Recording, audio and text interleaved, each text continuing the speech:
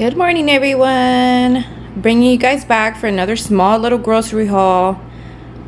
We did stock up the last grocery haul on a lot of stuff we needed, but as always, there's always some little things that we always need, and I needed some stuff to make a few more meals out of, so I'm gonna go over with you guys what I got, and then I will tell you guys how much I spent. All right, so this is gonna kind of go with some of our meals this week. So I got another head of lettuce, a cucumber, some pico because I'm gonna make some pinto beans for dinners.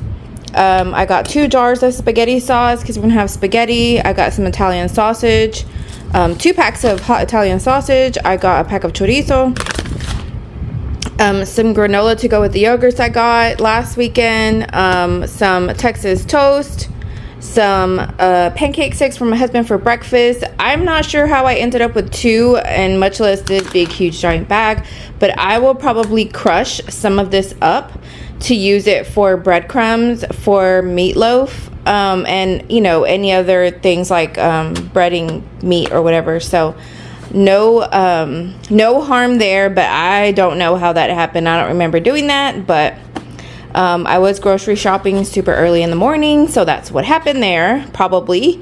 Got another pack of bagels. My son requested bagels. I got 2 cans of corn because I have zucchini that I'm going to make like a little side. So I'm going to put those together.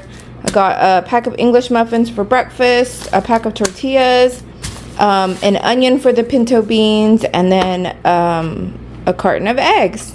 So that's everything I got today. And I will put up on the screen how much I spent, and this is going to be for meals this week and then odds and ends that we needed. So yeah. All right, guys, let me know what you guys think in the comments. Let me know how your grocery haul went this week, and I will see you guys later. Bye.